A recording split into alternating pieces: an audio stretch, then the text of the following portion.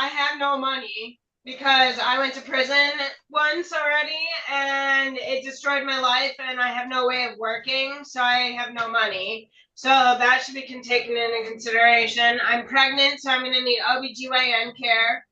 And when I left the hospital just recently, I told them, please make my appointment for the next day when I get discharged because I cannot wait that long without seeing someone.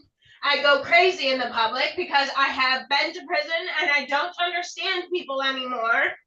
And they didn't do that. So I went nuts because I found out I was pregnant.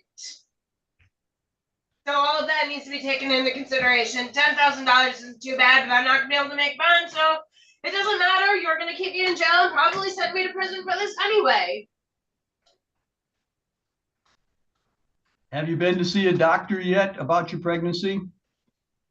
No, it's too early to even get a positive pregnancy test. Assault, resist, or obstruct, in that you did assault, batter, wound, resist, obstruct, oppose, or endanger Officer Daniel Gertz, a police officer of the Gaylord City Police Department, who you knew or had reason to know was performing your duties.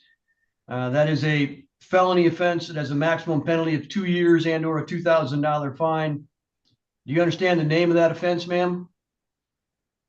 I'm not really sure what you're saying, but kind of. I have resisting arrest? Yes, that's count one. As a maximum penalty of 2 years and $2,000. Do you understand that? Yeah. Count two is the same kind of charge, resisting arrest. The name of it's called police officer assaulting, resisting, or obstructing.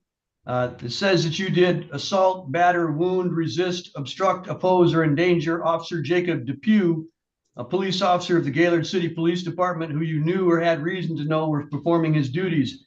That also is a felony offense with a 2 year and or $2,000 maximum penalty. Do you understand the name of this charge in count two is also police officer resisting? And do you also understand that that has a 2 year, $2,000 maximum penalty? All right. In addition to that penalty, there's also a habitual offender notice being sent called fourth offense notice, which enhances the penalty. It says that you did on or about October the 13th of 2020 were convicted of the offense of resisting and obstructing police in the 46th Circuit Court of Otsego County.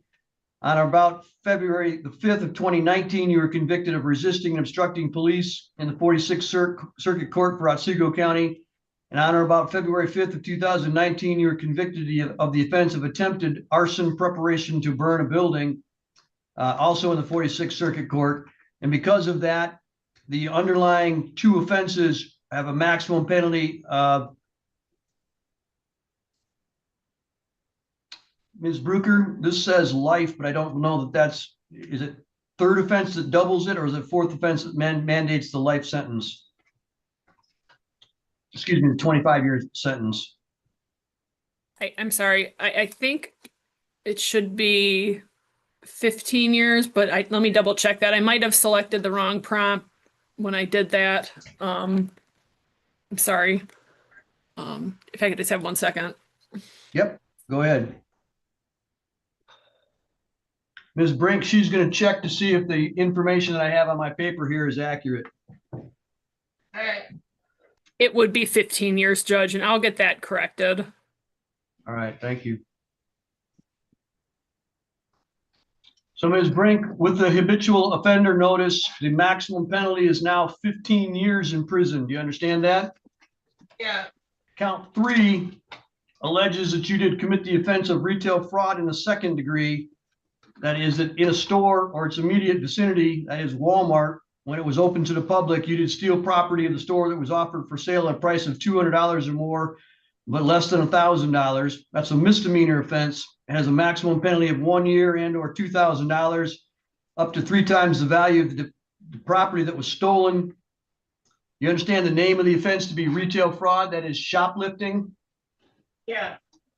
You understand the maximum penalty is up to 1 year in jail and or a $2,000 fine? Okay. All right. Right now you have certain rights. I want to tell you what those are. You have the right to plead guilty, not guilty, or no contest, or excuse me, stand mute. You have the right to have a trial by a judge or by a jury, and you have the right to have an attorney.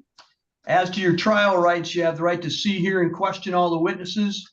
You have the right to present your own witnesses and evidence and get an order from the court called a subpoena to require those witnesses to appear and testify. You have the right to testify yourself, or you could remain silent. And if you chose to remain silent, that silence could not be used against you. You also have the right to be presumed innocent until proven guilty beyond a reasonable doubt, and to have that burden of proof remain with the prosecutor at all times. Finally, at trial, you'd have the right to automatically appeal if you wanted to any error that occurred. However, if you enter a plea, you'd be limited to asking the court for permission to appeal, and that might not be granted. You understand the rights that I've just given to you? Yeah, You have any questions about any of those rights?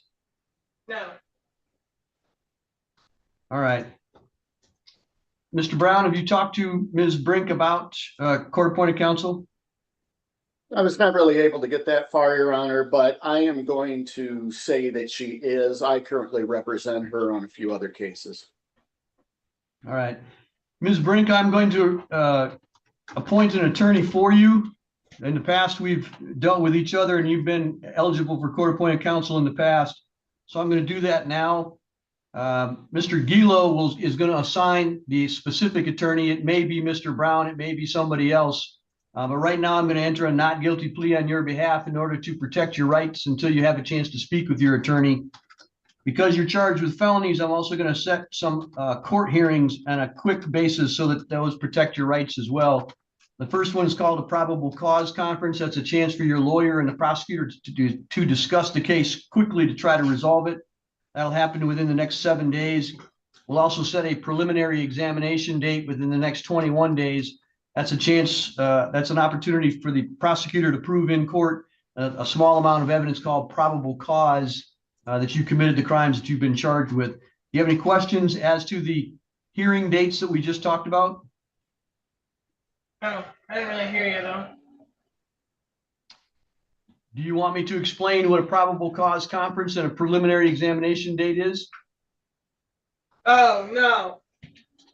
I get it. I thought you were setting dates, like giving me dates. Nope, not yet.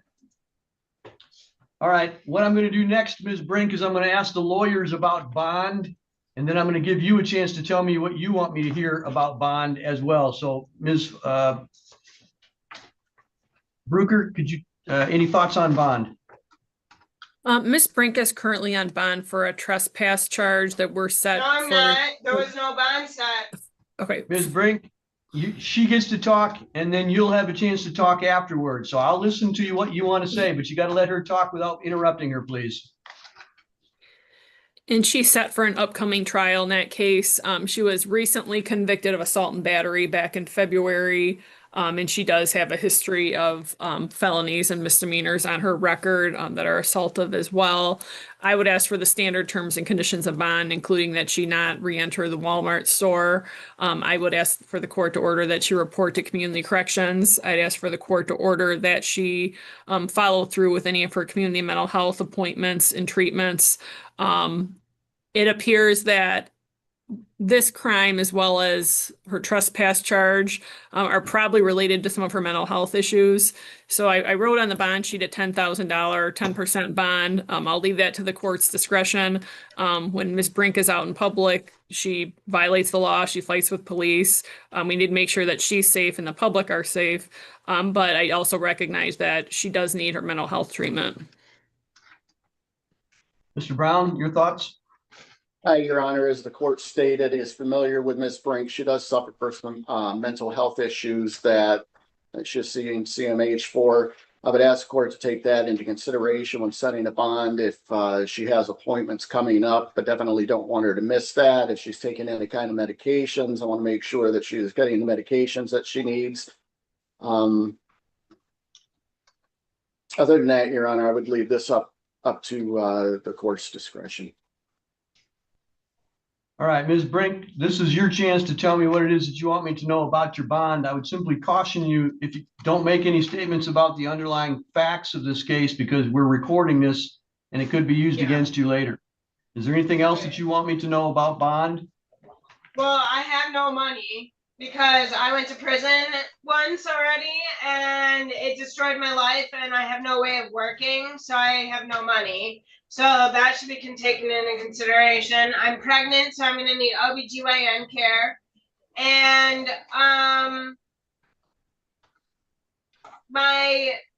when I left the hospital just recently, I told them, please make my appointment for the next day when I get discharged, because I cannot wait that long without seeing someone. I go crazy in the public because I have been to prison and I don't understand people anymore. And they didn't do that. So I went nuts because I found out I was pregnant. So all of that needs to be taken into consideration. $10,000 isn't too bad, but I'm not gonna be able to make bond, so it doesn't matter. You're gonna keep me in jail and probably send me to prison for this anyway. Have you been to see a doctor yet about your pregnancy? No, it's too early to even get a positive pregnancy test. Working with anybody from community mental health on your treatment? Yes, I am. Dr. Gurman is my doctor, and I'm supposed to be getting hooked up with ACT as well. They were gonna help me and like get a plate because I'm homeless. And because my parents have dementia, they don't understand that I'm homeless. They won't take me into their house. They keep calling the police on me because they don't recognize me anymore because I went to prison. All right, so do you think it would be a good idea for you to start working with Dr. Gurman again? Well, I have a complaint with CMH filed against him for not being fair and violating my rights. So I prefer a different doctor. I've mentioned that to the court once. That hasn't been respected at all. But I need to work with ACT and CMH because I have depression, anxiety, and I don't know. All right, are you taking Depression any and medication? anxiety. All right, thank you. Are you taking any medications right now? No, I'm not, because I'm pregnant and I wanted to make sure that it's not going to negatively affect this pregnancy, even though you're going to take this child away from me. I'm not interested in hurting this child. Good, I'm glad to hear that. All right. Yes. It's probably best for me to stay in jail for as long as possible because I have nowhere to go. So when I get out, I'm going to go back to violating the law so I can come back to jail. Well, No, that's the fact, Larry. I went to prison. I cannot work. Nowhere will hire me. I have no money. I'm stealing food like an idiot. okay, I don't want you to go into that, please. Well, I'm just saying, he's asking questions. I'm telling him what needs to be considered with my bond. A PR bond would be nice so I can go look for work and take care of a baby, but that's not going to happen. I'm realistic. Thank you, Ms. Brink. That's all the information I need right now.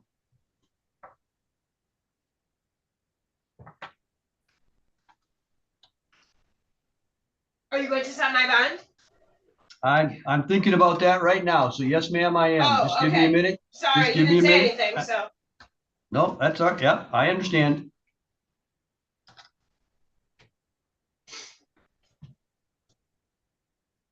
I'm half nuts too because I haven't seen or talked to my children that already exist in a very long time. So I can't help it. You know, I really can't. I don't even understand that I'm breaking the law. My parents are nuts. I'm getting no support out here. Well, we're going to try to get somebody to come into the jail and help you with that.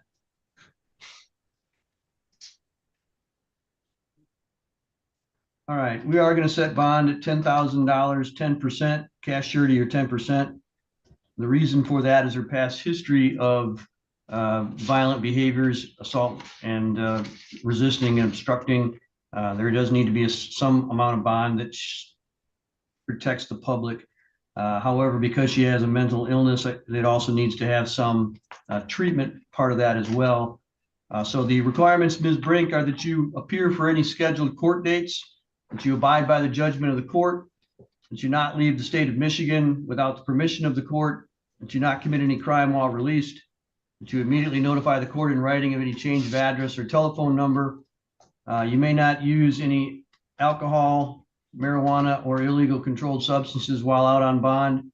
You must participate in a substance abuse testing or monitoring program through community corrections.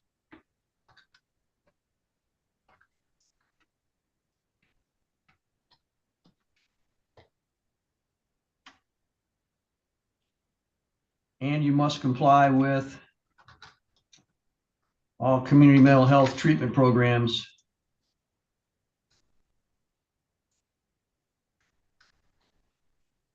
And that includes doctor's appointments and medication as prescribed.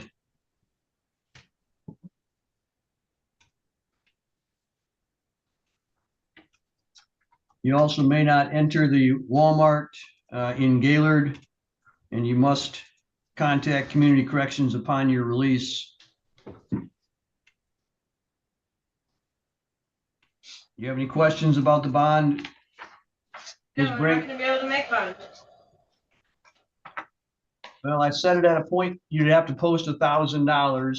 If you are able to, then you need to do what CMH tells you to do. Deputy, I asked that you guys call CMH and ask if they can send somebody to the jail to evaluate her and see if they can get her on some prescription medication. Yes, sir. Can we make an OB? Well, whatever. I'll just tell them and they'll work with me on that way. All right, that's all for today. Thank you, Deputy. Okay.